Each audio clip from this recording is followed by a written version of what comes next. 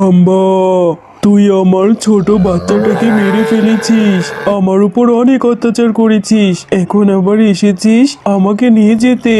আমি তোর সাথে কখনো যাব না। আমি এখন জাদু শক্তির অধিকারী। এই নে, তোকে আমি শাস্তি দিলাম। ওরে বাবারে, আমার গাটা জ্বলে গেল। এই গাভী, আমাকে ছেড়ে দে। আমি আর কোনোদিন লোভ করব না, ছেড়ে দে আমায়। মিচকে শিয়াল বাজার থেকে একটা গাভী কিনে নিয়ে আসে, আর সে গাভীটিকে নিয়ে তার বাড়িতে যায়। ওগো, গাভীটি না আমার খুব পছন্দ হয়েছে, বেশ মোটা তাজা। আচ্ছা, গাভীটি কি তাহলে গর্ভবতী নাকি? হ্যাঁ গিন্নি, যার থেকে গাভীটা কিনেছি সে বলেছে গাভীটা নাকি গর্ভবতী, কিছুদিনের মধ্যেই গাভীটা বাচ্চা দেবে আর আমরা দুধ খেতে পারবো। আরে বাহ, তাহলে তো ভালোই হলো। শুধু কি দুধ খেতেই পারবো? ওর দুধগুলো বিক্রি করে আমরা অনেক বড় লোক হয়ে যাব, অনেক টাকা রোজগার করতে পারবো। এরপর থেকে মুন্নি শিয়ালিনী সেই গাভীটির অনেক যত্ন নিতে থাকে, গাভীটিকে অনেক ভালো ভালো খাবার দেয় আর অনেক আদর করতে থাকে। এই গাভী, খা, পেট ভরে ঘাস খা। অনেক খাবার খেয়ে তাড়াতাড়ি বাচ্চা দিবি, আর বাচ্চা দিলেই আমি অনেক দুধ পাবো তোর থেকে। ভাবেই বেশ কিছুদিন কেটে যায়। এরপর সেই গাভীটি অনেক সুন্দর একটা বাচ্চা দেয়। এরপর মুন্নি শিয়ালিনী তার গাভীটির থেকে দুধ দোহাতে থাকে, কিন্তু গাভীটি তার বাচ্চাকে দুধ খাওয়ানোর জন্য তেমন একটা দুধ হয় না। হে গো, দেখেছো এই হারামজাদা গাভী কতটুকুনি দুধ দিয়েছে? এই এক বালতি দুধে কি হবে? ওকে কত ভালো ভালো খাবার খাওয়ালাম, এত আদর যত্ন করলাম, আর ও কিনা এতটুকুনি দুধ দিল। বউ, যতটুকুনি দুধ পেয়েছো এইটুকুতেই আল্লাহর কাছে শুক্রিয়া আদায় করো। ওরও তো বাচ্চাটা ছোট, ওর বাচ্চাটাকে দুধ খাইয়ে তারপরে না আমাদেরকে দুধ দেবে। ও, তাহলে এই ব্যাপার। ওর ছোট বাচ্চাকে দুধ খাইয়েছে, আমি এত কষ্ট করে ওকে খাবার খাওয়াবো, আর ও কিনা সব দুধ ওর বাচ্চাকে দেবে? ঠিক আছে, তোমারা তো কথা বলতে হবে না। তুমি এবার দুধ নিয়ে বাজারে যাও তো, যা করার আমি করব। এরপর মিচকে শিয়াল দুধের বালতিটি নিয়ে বাজারের উদ্দেশ্যে চলে যায়। আরে, এই হারামজাদা গাভী, তোকে এত কষ্ট করে খাবার খাওয়াই, জানিস ভুসি গমের দাম কত? আর তুই আমাকে দুধ না দিয়ে তোর বাচ্চাকে দুধ খাওয়াস? আজ তোকে আমি মেরেই ফেলবো। এই নে, তোর কত সাহস, তুই আমাকে দুধ না দিয়ে তোর বাচ্চাকে দুধ খাওয়াস। এখন থেকে তোর বাচ্চাকে বেঁধে রাখবো, তারপর দেখবো কি করে তোর বাচ্চাকে দুধ খাওয়াস। এরপর থেকে মুন্নি শিয়ালিনী গাভীর সেই ছোট্ট বাচ্চাটিকে খোয়ারে বেঁধে রাখে, আর গাভীটি সেটা দেখে অনেক কাঁদতে থাকে। হাম্বা, আমার মালকিন বড্ড নিষ্ঠুর, আমার এই ছোট্ট বাচ্চাটিকে বেঁধে রেখেছে, দুধ খেতে দেয় না, ও না খেলে যে মরে যাবে। এরপর মুন্নি শিয়ালিনী গাভীর বাচ্চাটিকে আটকে রেখে সে গাভীর থেকে অনেক দুধ নিতে থাকে।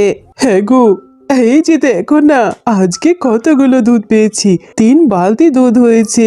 ওর বাচ্চাটাকে আটকে রেখেছিলাম। কিন্তু বউ, ওর এই ছোট বাচ্চাটাকে তুমি না খাইয়ে ওর থেকে দুধ নিচ্ছ, ওর বাচ্চাটা যে মরে যাবে। তুমি এত নিষ্ঠুর কেন? তোমার মনে কি কোনো মায়া দয়া নেই? ওর বাচ্চাটা মরে গেলে তুমি দুধ পাবে কি করে? আরে, তুমিও তো কথা বলো না তো।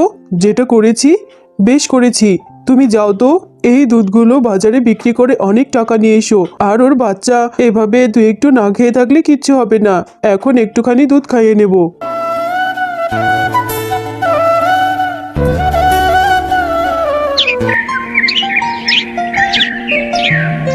এভাবে কিছুদিন না খেতে পেয়ে হঠাৎ একদিন গাভীটির বাচ্চাটা মরে যায়, আর গাভীটি অনেক কাঁদতে থাকে। হাম্বা, আমার এই অবুঝ বাচ্চাটা দুধ না খেতে পেয়ে মরে গেছে। আল্লাহ, এই মালিকের কি কোনো দয়া নেই? গাভীটির বাচ্চাটা মরে যাওয়ার পরেও মুন্নি শিয়ালিনী গাভীটির থেকে অনেক দুধ দোহাতে থাকে, কিন্তু গাভীটির বাচ্চা না থাকায় গাভীটি বেশি দুধ দিতে পারে না। আর তখন মুন্নি শিয়ালিনী গাভীটিকে অনেক মারতে থাকে। হারামজাদা গাভী, আমাকে দুধ দিচ্ছিস না কেন? এই, তোর দুধ বিক্রি না করলে আমি বড়লোক কি করে হব? হাম্বা, আমি আবার গর্ভবতী হয়েছি। এই মালকিন আমার একটা বাচ্চাকে মেরে ফেলেছে, আমার অন্য বাচ্চাটাকে ওরা দুধ না খাইয়ে মেরে ফেলবে। আজকে রাতের মধ্যেই আমি এই বাড়ি ছেড়ে পালিয়ে যাব। এরপর সেদিন রাত্রেবেলা গাভীটি মুন্নি শিয়ালিনীর বাড়ি থেকে পালিয়ে যায়, আর পালিয়ে গিয়ে একটা জঙ্গলে দাঁড়িয়ে দাঁড়িয়ে অনেক কাঁদতে থাকে। এমন সময় সেখানে একটি পরী চলে আসে। গাভী, তুমি এত রাতে এই গহীন জঙ্গলে দাঁড়িয়ে দাঁড়িয়ে কাঁদছো কেন?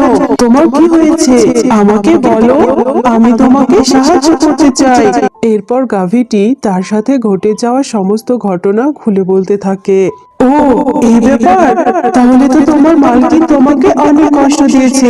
তুমি আর কেঁদো না, এই নাও, আমি তোমার মধ্যে এই জাদু শক্তিটি দিয়ে দিচ্ছি। এখন থেকে তুমি যেই মালকিনের বাড়িতে যাবে, তারা তোমার থেকে রোজ এক বালতি করে সোনার দুধ পাবে। আরে, এত সুন্দর একটা গাভী আমার উঠোনে কি করে এলো? আমি তো কোনো গাভী কিনিনি। ওগো, শুনছো? এদিকে এসো। এই দেখো না, এই গাভীটিকে সকাল সকাল আমাদের উঠোনে দেখছি। হ্যাঁ বউ, গাভীটির পেট দেখে মনে হচ্ছে ও গর্ভবতী। গাভীটি খুবই দুঃখী, ওকে আমরা আমাদের বাড়িতেই রেখে দিই। আরে, তুমি এটা কি বলছো? নিজেরাই দুবেলা দুমুঠো ভাত জোটাতে পারি না, আবার এই গাভীটিকে রেখে ওকে আমরা কি খাওয়াবো বলো? হাম্বা, তোমরা আমাকে রেখে দাও। আমার বাচ্চাটার জন্ম হওয়া পর্যন্ত আমাকে থাকতে দাও। আমার বাচ্চা জন্ম নিলে আমি তোমাদেরকে উপকার করব।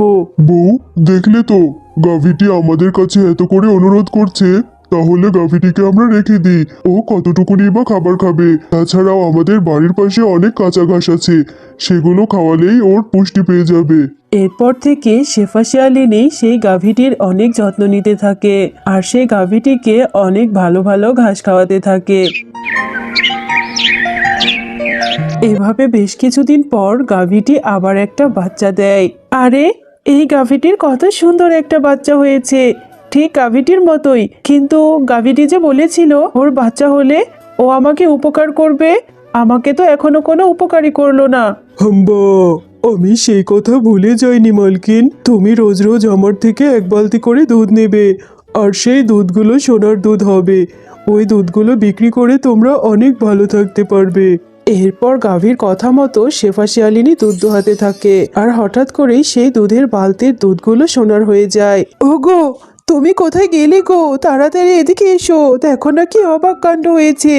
এই গাভীর দুধগুলো হঠাৎ করেই সোনার দুধ হয়ে গেছে। আমি তো ভাবতেই পারছি না, এই গাভীটি দেখছি মায়াবী শক্তির গাভী। এখন থেকে আমরা এই গাভীর দুধগুলো বিক্রি করে অনেক বড়লোক হয়ে যাবো গো। আমাদের আর কোনো কষ্ট থাকবে না। হ্যাঁ বউ, তুমি ঠিকই বলেছ। এই সোনার দুধগুলো যদি বাজারে বিক্রি করি, তাহলে যে আমাদের আর কোনো অভাব থাকবে না। আল্লাহ আমাদের উপরে দয়া করেছে। এরপর তাদের গাভীর সেই সোনার দুধের খবর গ্রামে গঞ্জে সব জায়গাতে ছড়িয়ে পড়ে, আর সেই মুন্নি শিয়ালিনী সেটা জানতে পেরে এরপর শেফা শিয়ালিনীর বাড়িতে চলে যায়। আরে, এই শেফা, তোর বাড়ির এই গাভীটি আমার গাভী, আমার বাড়িতেই ছিল। ও ভুল করে পথ ভুলে তোর বাড়িতে চলে এসেছে। শুনছি আমার গাভী নাকি তোকে সোনার দুধ দিচ্ছে। আমার গাভীটি এক্ষুনি আমাকে দিয়ে দে বলছি। এটা তুমি কি বলছো মুন্নি ভাবি? এই গাভীটি আরো অনেক আগে আমার বাড়িতে এসেছে। এই গাভীটিকে কত যত্ন করে খাইয়ে দাইয়ে এই পর্যন্ত বড় করেছি, আর ওর বাচ্চাটাও হয়েছে। এখন আমি এই গাভীটি তোমাকে দিতে পারবো না। আর গাভীটি যে তোমার ছিল তার কোনো প্রমাণ নেই তোমার কাছে। আরে, আমার গাভী আমি নিয়ে যাব, আবার তোকে প্রমাণ দিতে হবে? এই গাভীটি আমি টাকা দিয়ে কিনেছি, বুঝেছিস? আর আমার গাভীর দুধ দুহিয়ে তুই কোটিপতি হয়ে যাবি, সেটা আমি কখনো হতে দেব না। এক্ষুনি এই গাভীটাকে আমি নিয়ে যাব। হাম্বা, তুই আমার উপর অনেক অত্যাচার করেছিস। আমার দুধের বাচ্চাটাকে না খাইয়ে মেরে ফেলেছিস। আমার বাচ্চাটাকে একটু দুধ খেতে দিসনি, তাই এর শাস্তি তোকে পেতেই হবে। এখন আমি জাদু শক্তির অধিকারী। এই নে, তোকে শাস্তি দিলাম, এখন থেকে শাস্তি ভোগ করতে থাক। আমার গা চলে গেল, আমাকে ছেড়ে দাও গাভী, আমি আর কোনোদিন লোভ করব না। আমাকে ছেড়ে দাও, আমি আমার পাপের শাস্তি পেয়ে গেছি। আমি তোকে নিয়ে যাব না গাভী, আমাকে এক্ষুনি ছেড়ে দে বলছি। বন্ধুরা, আমাদের ভিডিওটি ভালো লেগে থাকলে চ্যানেলটি সাবস্ক্রাইব করে দেবে। আমাদের ভিডিওটি কেমন লেগেছে কমেন্টে জানাবে কিন্তু।